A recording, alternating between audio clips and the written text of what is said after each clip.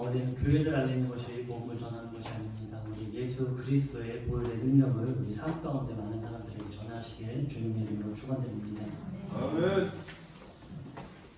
네, 오늘 보실 말씀은 역대상 17장 1절에서 15절까지의 말씀입니다. 역대상 17장 1절에서 15절까지의 말씀입니다.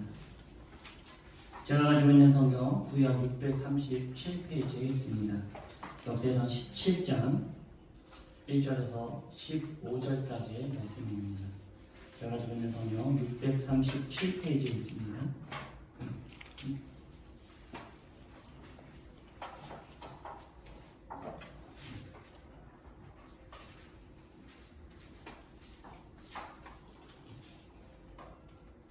역대상 17장 1절에서 15절 우리 다같이 교독하시고 15절은 함께 봉독하도록 하겠습니다. 다윗이 그의 궁전에 거주할 때 다윗이 선지자 나단에게 이르되 나는 백향목 궁에 거주하고는 여호와의 언약궤는 휘장 아래 있도다. 나단이 다윗에게 아뢰되 하나님이 왕과 함께 계시니 마음에 있는 바를 모두 행하소서. 그 밤에 하나님의 말씀이 나단에게 임하여 이르시되 가서 내 종 다윗에게 말하기를 여호와의 말씀이 너는 내가 거할 집을 건축하지 말라. 내가 이스라엘을 애굽에서 올라오게 한 날부터 오늘까지 집에 있지 아니하고 오직 이 장막과 저 장막에 있으며 이 성막과 저 성막에 있었나니 이스라엘 무리와 더불어 가는 모든 곳에서 내가 내 백성을 먹이라고 명령한 내가 말하기를 너희가 어찌하여 내 백향목 집을 건축하지 아니하였느냐고 말하느냐고. 또한 내 종 다윗에게 이처럼 말하라. 만군의 여호와께서 이처럼 말씀하시기를 내가 너를 목자 곧 양떼를 따라다니던 데에서 데려다가 내 백성 이스라엘의 주권자로 삼고 내가 어디로 가든지 내가 너와 함께 있어 내 모든 대적을 내 앞에서 멸하였은즉 세상에서 존귀한 자들의 이름 같은 이름을 내게 만들어 주리라. 내가 또 내 백성 이스라엘을 위하여 한 곳을 정하여 그들을 심고 그들이 그곳에 거주하면서 다시는 옮겨가지 아니하게 하며 악한 사람들에게 전과 같이 그들을 해치지 못하게 하여 오늘 내가 사에게 명령하여 내 백성 이스라엘을 다스리던 때와 같이 아니하게 하고 또 내 모든 대적으로 내게 복종하게 하리라. 또 내게 이르노니 여호와가 너를 위하여 한 왕조를 세우리라. 내 생명의 연한이 차서 내가 조상들에게로 돌아가면 내가 내 뒤에 내 씨 곧 내 아들 중 하나를 세우고 그 나라를 견고하게 하리니 그는 나를 위하여 집을 건축할 것이요 나는 그의 왕위를 영원히 견고하게 하리라.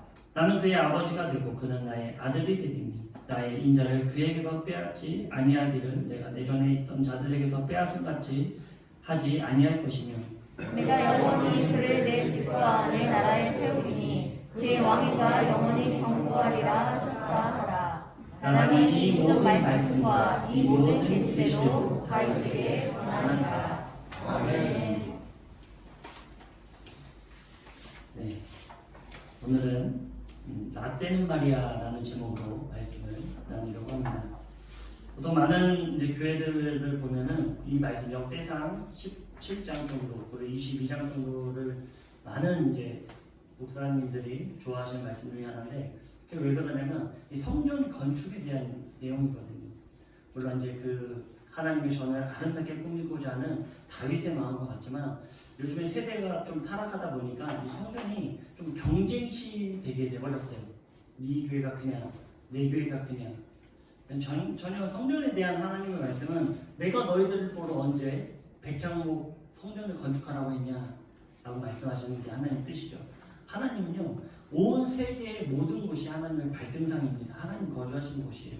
근데 하나님께서 뭐 일부의 하나의 뭐 아름다운 성전 이렇게 요구하는 것이 아니라 진정한 우리 마음 가운데 백향목, 진정한 하나님을 바라보는 그 중심의 백향목에 있는 그 마음, 너희들의 중심에 있는 그곳에 바로 그곳이 성전이다 라고 말씀하셨잖아요. 우리의 마음의 성전을 아름다운 백향목으로 꾸미시길 주님의 이름으로 축원드립니다. 아멘. 요즘 신조어 중에 라떼는 마리아라는 용어가 있습니다. 자신의 인생에 있어 최고로 화려하고 행복했던 순간, 그 전성기를 추억하며 회상하는 말을 이렇게 라떼는 마리아라고 얘기. 혹시 들어보신 분 있습니까? 네. 잘 들어보셨네요. 네, 저만 알고 있는 줄 알았어요. 역시 신세대십니다. 그런데 이 용어의 탄생은 긍정적이기보다는 조금 부정적인 탄생의 측면을 가지고 있습니다. 보통 라떼는 말이야라는 용어를 누가 씁니까? 라떼는 말이야. 여기서 이제 라떼라는 것은 라떼는 말이야 이랬어 뭐 이런 얘기 많이 하잖아요. 요즘 젊은 세대들이 이 용어가 우리가 커피 마시는 라떼 있잖아요. 라떼가 이제 우유라는 사실 뜻인데 그 라떼 주세요라는 그 라떼를 가지고 와서 우리 선조들은 우리 어르신들은 라떼는 말이야 이거를 너무 많이 쓴다. 그래서 신조어를 만든 거예요. 젊은 세대들이. 아우 그 라떼는 말이야 아우 이제 지겨워 이런 말들. 이 라떼는 말이야 이 말을 누가 많이 쓸까요? 40대 이상들 장년층들이 이 말을 많이 씁니다. 그래서 그 말들 항상 듣는 그 말들이 젊은 세대들이 듣기에 달갑지 않은 흔히 꼰대들이 쓰는 용어로 비꼬는 것을 이 라떼는 말이야 라는 용어로 사용하고 있다라는 것입니다. 근데 저는 제가 40대라 그런지 이 라떼는 말이야를 들으면 너무나 좋아요. 재밌어요. 네, 가끔 반면교사도 되고 너무 재밌습니다. 요즘 젊은 세대들은 별로 좋지 않은가 봐요. 뭐 보통 이런 거죠. 야 라떼는 말이야 부장님이 퇴근하기 전에 퇴근하는 거는 있을 수도 없는 일이었어. 요즘 젊은 세대들은 어떻게 하죠? 6시간 땡치면요 짐 싸들고 나갑니다. 인사도 안 한대요. 자기가 퇴근할 시간이니까. 그런 거에 데리고 이제 현재 부장님들이 야 라떼는 말이야 내가 퇴근하기 전에 퇴근하는 거는 있을 수도 없는 일이었어. 그 의미는 뭘까요? 내가 감히 퇴근도 안 했는데 너희들이 퇴근을 해? 이 의미가 내포되어 있죠. 젊은 층이 듣기 어떻겠습니까? 듣기 싫죠. 잔소리죠. 나는 내일 끝났는데 왜 불합리하게 여기 남아있어야 되나? 또 뭐가 있습니까? 야 라떼는 말이야 3차 회식은 기본이었어. 가긴 어딜 가? 저 오늘 동호회 모임 있는데요. 야 가긴 어딜 가? 우리 때 3차는 기본이었어. 당연히 따라와야지. 젊은 세대들은 그거에 대해서 기뻐하지 않는다는 거예요. 또 어떤 얘기가 있습니까? 내가 군대 있을 땐 말이야. 내가 잘 나갈 땐 말이야. 신앙적으로도 맞죠. 내가 청년일 땐 말이야. 뭐 이런 얘기들. 이런 얘기들이 젊은 세대들이 듣기에는 이제는 너무나 듣기 싫다는 한 번 정도는 괜찮겠죠. 근데 어르신분들이 어떻게 합니까? 저도 가끔 그러는 것 같아요. 자꾸 했던 얘기 또 하고. 그죠? 나는 안 한 것 같은데 상대방은 벌써 한 1000번 가까이 들었고. 그죠? 네. 젊은 세대들이 이제는 듣기 싫다는 거예요. 그만 좀 얘기했으면 좋겠다는 거예요. 그래서 라떼는 말이야 이런 얘기를 많이 씁니다. 이처럼 모든 사람들은 자신의 인생에 최고의 전성기가 있습니다. 우리 부모님들은 지금이 신앙의 최고의 전성기이길 소망합니다. 아멘. 오늘 본문에 등장하는 다윗은 드디어 자신의 인생에 있어 최고의 전성기를 맞이하게 됩니다. 막강한 군사력으로 주변국을 평정하였고 이로 인해 백성들은 아주 평안했습니다. 자신 또한 양치기 때서 왕으로 신분 상승을 하게 되었습니다. 말 그대로 부족함이 없는 최전성기의 삶을 살고 있는 것입니다. 보통 우리의 삶이 이러면 어떨까요? 삶에 아무런 걱정, 근심이 없습니다. 어떨까요? 아무래도 하나님을 덜 찾게 되겠죠. 성경을 봐도 대부분의 사람들은 평안할 때보다는 불안하고 두려울 때 하나님을 더 찾는 것을 보게 됩니다. 저도 요즘 아이들을 보면서 더욱 하나님을 찾고 있습니다. 우리 샤인이랑 시오가 저 기도 많이 하라고 하나님 더 찾으라고 저를 아주 괴롭히는 것 같습니다. 네, 그런 삶을 살고 있어요. 정말 무릎 꿇지 않고는 도저히 살아갈 수 없는 그런 아주 절정에 달한 힘듦을 살아가고 있습니다.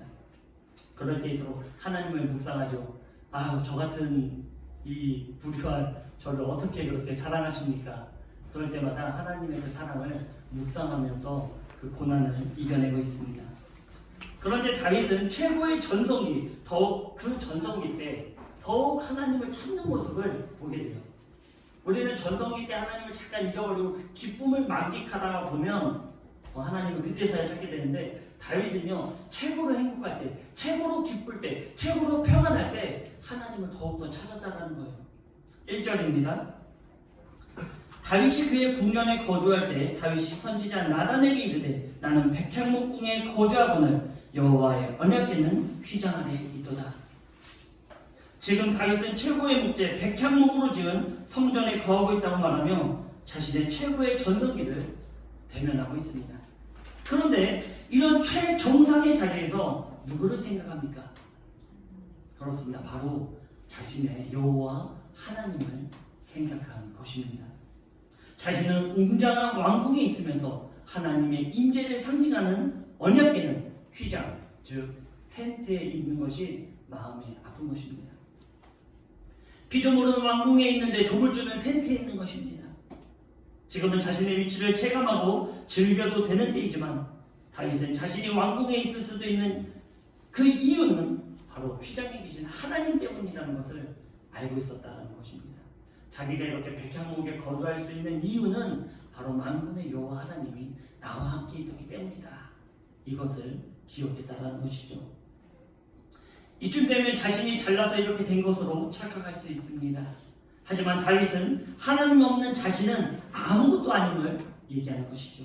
바로 하나님 앞에서 언제나 겸비하고 겸손했다는 것입니다. 비록 다윗도 잘못한 것들이 있지만 하나님이 다윗을 아끼고 사랑할 수밖에 없는 이유가 바로 이런 것들입니다. 우리가 정말 세상에서도 복받고 하나님의 나라에서도 복받는 인생을 살기 위해서는 다윗을 연구하시면 돼요. 다윗이 어떻게 살았나, 그것을 우리가 연구하면 거기에 해답이 나옵니다. 오늘도 그 해답의 일부죠. 이것만 잘 들으시고 실천하시면 하나님의 놀라운 복을 받게 될 것입니다. 제가 항상 강조하지만 그 복은 세상에 국한되지 않습니다. 세상에서의 복은 정말 일시적일 뿐이에요. 금방 지나가는 복일 뿐이에요. 영원한 복을 사모하시기 바랍니다. 아멘. 네, 그렇습니다. 하나님이 사랑할 수밖에 없었던 그런 이유들, 거만해지고 유아독존이 될 수 있는 그때 더욱 다윗은 낮아졌습니다. 보통은 하나님을 잃어버릴 때 다윗은 더욱 하나님을 기억한 것입니다. 오늘은 다윗의 최고 전성기에 바로 나 때는 마리아를 보면서 우리 또 다윗처럼 무엇을 알아야 하는지를 몇 가지 알아보도록 하겠습니다. 이 최고의 전성기 때 우리는 무엇을 기억해야 되는가? 첫 번째는 절차를 무시하지 않는 것이 하나님의 뜻임을 알았다는 거예요. 다윗은 최고의 절정기, 그 전성기 때 그 절차를 무시하지 않는 것이 하나님의 뜻이라는 것을 알았다는 것이죠. 다윗은 자신의 평안함과 화려함은 하나님으로부터 나왔음을 잊지 않았습니다. 그리하여 자신의 왕궁보다도 화려한 하나님의 성전을 세우게 하죠. 그리고 바로 선지자 나단에게 자신의 뜻을 이야기한 것입니다. 이 이야기를 들은 나단은 하나님의 왕과 함께 하심으로 그 마음에 원하는 대로 하십시오라고 이야기를 해주죠. 그런데 여기서 특이한 점이 나옵니다. 다윗은 그동안 하나님과 소통함에 있어 제3자를 필요로 하지 않았습니다. 역대상 14장 10절입니다. 앞에 우리 한 목소리로 함께 봉독해 보도록 하겠습니다. 역대상 앞에도 있죠. 14장 10절입니다. 다윗이 하나님께 물어 이르되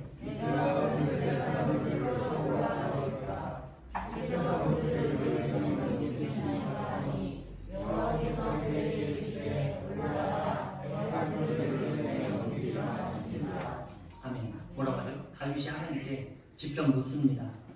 내가 블레셋 사람을 치러 올라가리이까 그렇지 말리이까? 얘기하는 하나님께서 바로 응답을 하시죠. 올라가라. 다윗은요 직접적으로 하나님과의 소통을 하는 그런 영적 체험을 가지고 있었습니다. 하지만 역대상 15장 이후 언약궤가 예루살렘 장막으로 들어오고 그에 맞는 체계를 완성한 후에는 하나님의 절차를 철저히 지켰다는 거예요. 다윗은 영적으로 얼마든지 하나님과 소통이 가능했습니다. 그리고 자신의 위치 또한 얼마든지 마음대로 할 수 있는 그런 위치였습니다. 하지만 다윗은 자신의 마음대로 한 것이 아닌 바로 절차를 따랐다는 것이죠. 요즘 교회들이 무너지는 이유 중에 하나가 바로 이 절차를 무시하는 거에 있어요.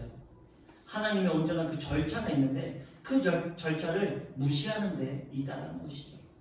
누가 좋아합니까? 누가 좋아하겠습니까? 절차를 무시하는 거. 사단이 좋아하겠죠. 신천지가 성경 공부를 한답시고 제일 먼저 중시시키는 것이 무엇입니까? 바로 절차를 무시하는 거예요.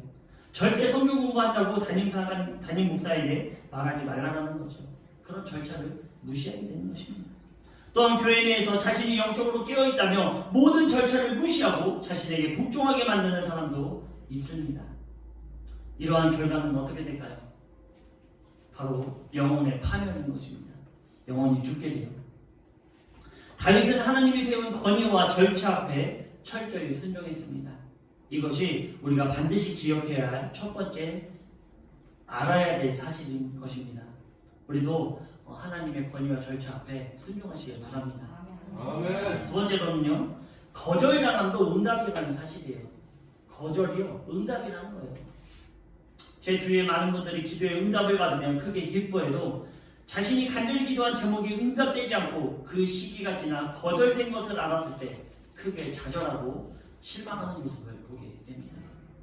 일반적으로 그렇죠. 누구라도 자신의 기도의 제목이 응답되지 않으면 좌절하거나 실망하기 마련입니다. 저도 그런 경험이 있어요. 하나님, 이거는 정말 하나님께서 원하시는 기도 제목 같은데 왜 이루어지지 않습니까? 왜 이것을 하나님께서 허락해 주시지 않습니까? 라고 가끔은 하나님을 원망할 때도 있습니다. 하지만요, 우리가 반드시 기억해야 될 것은 거절 또한 하나님의 응답이라는 사실을 알아야 된다는 거예요. 바로 하나님의 그 거절이 하나님의 응답이라는 사실을 안다면 우리는 결코 좌절하지 않고 그 속에 있는 하나님의 뜻을 묻게 될 것입니다. 거절되었다고 금방 좌절하고 실망하여 그 속에 숨은 뜻은 무엇인지 구하지 않으니 계속 절망하게 되고 계속 실망의 삶을 사는 것입니다. 우리가 보통요, 기도를 해요. 그리고 응답을 받죠. 무슨 응답입니까? 거절되는 거예요. 거절되면요, 그때 실망하고 좌절합니다. 왜 바뀌지 않습니까? 왜 이루어지지 않습니까? 왜 저는 이렇게 힘들고 어려워야 합니까? 하나님께 원망을 하죠. 그리고 나서 그걸로 끝이에요. 더 이상 하나님께 나가지 않아요. 원망 끝. 그런데요, 다윗은 그렇지 않았다는 거예요. 하나님의 거절의 의미를 하나님께 물었다는 거죠. 하나님, 이 거절의 응답은 도대체 어떤 의미를 갖고 있습니까? 하나님께서 거절하신 이유는 무엇입니까? 하나님의 온전한 뜻을 따랐다는 거예요. 하나님은 어떻게 하십니까? 그런 다윗의 마음을 기뻐하셔서 다윗에게 앞으로의 일을 알려주죠. 그 거절한 이유를 알려줍니다. 그리고 그 거절을 통하여 너희 집을 더욱더 견고히 하고 너에게 더욱더 복을 줄 것이다. 이런 얘기를 하나님은 하신다는 거죠. 그렇기 때문에 거절은 바로 하나님의 놀라운 응답이라는 사실입니다. 이것을 절대로 잊지 마세요. 다윗은 그 마음의 중심에 오직 하나님을 향한 멸망으로 가득 차 있었습니다. 그러기에 자신의 육신은 백향목 궁전에 있을지라도 마음은 항상 불편했죠. 그 이유는 역시 하나님의 임재는 바로 장막 텐트에 있었기 때문입니다. 그래서 자신의 간절한 소망, 그것도 선하다 생각하는 간절한 기도의 제목을 나단과 나누죠. 그것이 바로 성전을 건축하는 소망이었습니다. 하지만 그날 밤 하나님은 나단에게 말씀하시며 자신을 위해 성전을 건축하지 말 것을 명령하죠. 즉 다윗의 기도의 제목을 매몰차게 거절한 것입니다. 본문 3절에서 6절입니다. 우리 함께 보도록 하겠습니다. 그 밤에 하나님의 말씀이 나단에게 임하여 이르시되 가서 내 종 다윗에게 말하기를 여호와의 말씀이 너는 내가 거할 집을 건축하지 말라. 내가 이스라엘을 애굽에서 올라오게 한 날부터 오늘까지 집에 있지 아니하고 오직 이 장막과 저 장막에 있으며 이 성막과 저 성막에 있었나니 이스라엘 무리와 더불어 가는 모든 곳에서 내가 내 백성을 먹이라고 명령한 이스라엘 어느 사사에게 내게 말하기를 너희가 어찌하여 내 백향목집을 건축하지 아니하였느냐고 말하였느냐 하고. 아멘. 다윗은 자신의 유익을 구하는 기도를 한 것이 아닌 오직 하나님의 영광을 위한 기도를 하였습니다. 하지만 하나님은 내가 언제 나를 위해 백향목집을 지어달라고 했느냐 하며 그 간구의 제목을 단번에 거절하죠. 우리도 선한 간구를 하면서 이것은 하나님의 영광을 위한 것이니 반드시 들어주실 거야 하며 기도할 때가 많습니다. 하지만 이상하게도 그 간구의 응답이 전혀 다른 방향으로 향할 때가 있습니다. 그러기에 우리는 간구하기에 앞서 하나님의 뜻이 무엇인지를 먼저 구해야 합니다. 나의 강구가 먼저 하나님께 상달되는 것이 아닌 하나님께서 나를 통해 일하시고자 하는 것, 하나님께서 나를 통해서 뜻하신 바가 무엇인지를 우리는 먼저 하나님께 강구해야 된다는 것이죠. 찬양에도 보면 우리가 한참 이제 오후 예배 때 많이 찬양하는 건데 이런 가사가 있죠. 하나님의 꿈이 나의 비전이 되고. 그렇습니다. 그러기에 정말로 하나님의 뜻이 무엇인지를 강구해야 됩니다. 하나님이 무엇을 원하신지를 먼저 강구해야 된다는 것입니다. 아무리 선한 강구라 할지라도 하나님의 뜻이 먼저 되어야 합니다. 왜냐하면 하나님은 모든 역사 가운데 합력하여 선을 이루시기 때문입니다. 다윗은 거절을 당해도 그것이 하나님의 뜻이기 때문에 감사할 수 있었습니다. 저와 우리 군님들도 앞으로는 강구하는 것이 거절되었다고 해도 좌절하지 마시기 바랍니다. 왜냐하면 거절 역시 하나님의 완벽한 응답이기 때문입니다. 그 가운데 하나님의 온전한 뜻을 강구하십시오. 그러면 하나님은 거절의 이유를 알려주실 것이며 강구 이상의 복을 허락하실 것입니다. 마지막 세 번째로는 다윗은 사람의 인정보다도 하나님의 인정을 받는 것이 복이라는 사실을 알았다는 거예요. 사람에게 아무리 많은 인정을 받아도요, 하나님께 인정받지 않는 삶은 어떻게 될까요? 당장 눈에는 좋아 보일 수 있습니다. 당장 사람들에게는 인정받을 수 있어요. 그런데 결국에는 하나님의 인정 가운데서는 멀어지게 된다는 것이죠. 우리는 보통 하나님의 첫 성전을 이야기할 때 거의 대부분의 사람들이 솔로몬 성전이라고 얘기합니다. 그런데 성경을 보면 솔로몬은 성전 건축에 있어서 대부분의 거의 밥상에 숟가락을 얹는 정도, 모든 것을 다 차려놓은 상태에서 숟가락 얹고 밥 먹은 정도라고 볼 수 있습니다. 그 이유는 자신의 선왕, 즉 자신의 아버지 다윗이 성전 건축을 위해 모든 것을 준비했기 때문입니다. 역대상 22장 5절입니다. 우리 한 목소리로 공독해 보도록 하겠습니다. 앞에도 있죠. 역대상 22장 5절입니다. 다윗이 이르되 내 아들 솔로몬은 어리고 미숙하고 여호와를 위하여 건축할 성전을 극히 웅장하여 만국의 명성과 영광이 있게 하려 할지라. 그러므로 내가 이제 그것을 준비하리라. 다윗이 죽기 전에 많이 준비하였다. 아멘. 다윗은 그토록 원한 성전 건축은 하지 못했지만 자신의 아들이 성전을 건축하게 될 것이라는 응답을 받게 되었습니다. 그런데 다윗은 그 응답으로 끝난 것이 아닌 성전을 건축하기 위한 많은 준비도 같이 했다는 사실이에요. 대부분의 사람들은 자신에게 명성이 돌아가지 않으면 별로 신경을 쓰지 않아요. 나에게 공로가 오지 않고 나에게 인정이 오지 않으면 별로 신경 쓰지 않습니다. 하지만 다윗은 그 명성을 과감히 내려놓고 성전 건축에 필요한 것을 준비한 것입니다. 다윗의 성전 이렇게 들으면 얼마나 좋겠습니까? 그런데 그것을 포기했다는 거예요. 솔로몬의 성전으로 인정했다는 것이요. 왜 그랬을까요? 어떻게 이런 일들이 다윗은 가능했을까요? 우리는 불가능한데 어떻게 이 다윗은 가능했을까요? 다윗은 그 비밀을 알았기 때문이에요. 그것은 바로 다윗은 사람의 명성과 인정을 추구하기보다는 바로 하나님의 영광과 인정을 추구하는 것이 가장 복된 삶이라는 것을 알았기 때문입니다. 우리가 눈에 보이지도 않아요. 누군가 저를 인정해주지 않습니다. 나의 수고를 인정해주지 않아요. 나의 노력을 인정해주지 않아요. 그런데요, 그런 수고와 노력이 하나님 가운데 이루어졌다면 하나님이 반드시 인정해 주실 것입니다. 하나님은 반드시 기억해 주실 것이고 하늘의 상급으로 우리에게 보답해 주실 것입니다. 아멘. 많은 사람들은 하나님께 영광을 돌린다고 하면서 결국에는 자신에게 그 영광을 돌리고 또 사람의 인정을 구할 때가 너무나 많습니다. 그러기에 살아계신 하나님께 잘 보이기보다는 당장 눈에 보이는 사람에게 잘 보이기 위해 온갖 정성을 쏟습니다. 그렇게 하면 자신의 자리가 높아질 것 같고 인정받을 수 있다고 생각합니다. 하지만 이것은 세상에서는 효과를 발휘할 수 있을지 모르지만 절대로 영원하지 않습니다. 교회에서도 그런 일들이 많아요. 뭔가 이 담임 목사가요, 신격화될 때가 너무나 많아요. 큰 교회, 특히 큰 교회들이 가면 갈수록 그와 잘 붙어있으면 뭔가 자기가 인정받는 것 같고 교회에서 뭔가 자기의 위치를 높이는 것 같고, 근데 하나님 봤을 때는 아무것도 안 된다는 거예요. 저도 어렸을 때 순복음교회 다니지 않았겠습니까? 몇만 명이 예배를 드리지만 그 가운데 진정한 하나님을 찾을 수 있나? 제가 예전에도 한번 말씀도 전했지만 정작 교회 안에서는 예수 그리스도가 살아계시지 않았다는 거예요. 세상의 요구만, 세상의 필요가 그 교회에만 있었다는 거죠. 너무나 악해져 있는 우리 교회의 상태들. 항상 누누이 말씀드리면 저는 아무것도 아니죠. 그냥 말씀을 함께 나누는, 이 자리에 나와서 이 잠깐의 시간에 여러분과 함께 나누는 것이 저의 전부입니다. 그리고 더욱더 우리 부모님들을 섬기는 것, 그게 저의 역할이에요.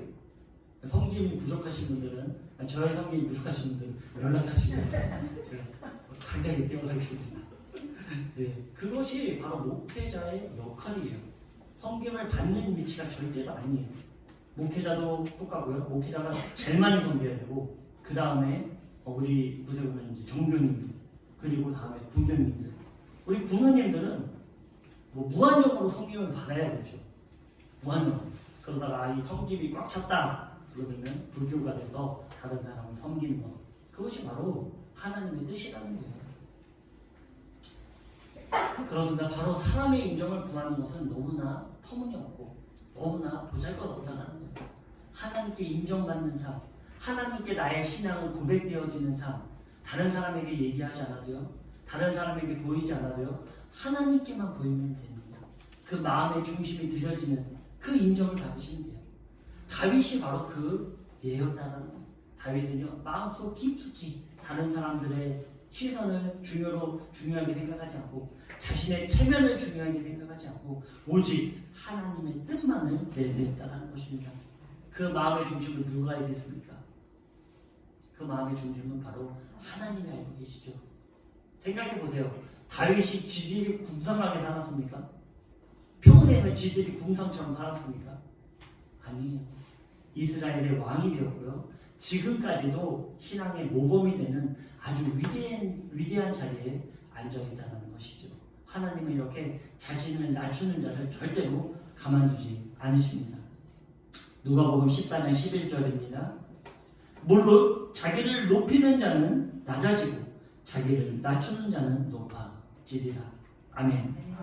이것이 바로 하나님의 방법이에요. 다윗은 사람의 인정을 추구하는 것을 버리고 오직 하나님의 인정을 구한 것입니다. 우리는 아직도 하나님을 이용하여 사람들로 하여금 나를 인정받으려 합니다. 하지만 기억하십시오. 육신의 인정은 한계가 있습니다. 오직 하나님께 인정받으려 노력하십시오. 이것은 영원한 것입니다. 사람이 우리에게 어떻게 하겠습니까?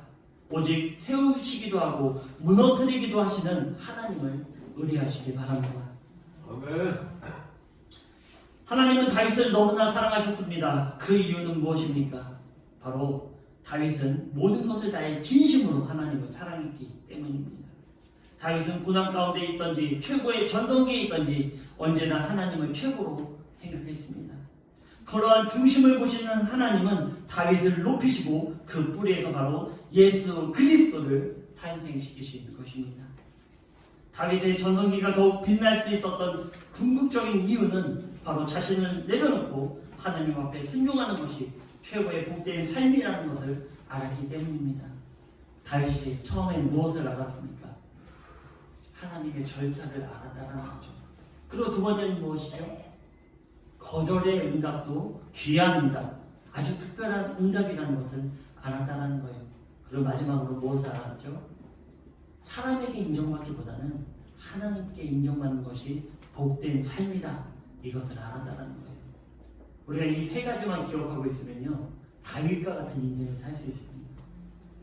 추구하시기 바랍니다. 바라보시기 바랍니다. 그 비전을 꿈꾸시기 바랍니다. 우리 부모님들도 이런 다윗과 같이 오직 하나님께 순종하여 그와 같은 복을 누리시기를 주님의 이름으로 축원드립니다. 함께 기도하겠습니다. 영광의 하나님 아버지 감사합니다. 오늘 다윗을 통하여 우리가 무엇을 알아야 되는지를 깨닫게 되었습니다. 하나님, 먼저는 하나님의 절차 가운데 우리가 순종하기 원합니다. 두 번째로는 하나님, 우리가 거절된 응답 또한 하나님의 놀라운 응답임을 잊지 않을 수 있게 도와주시옵소서.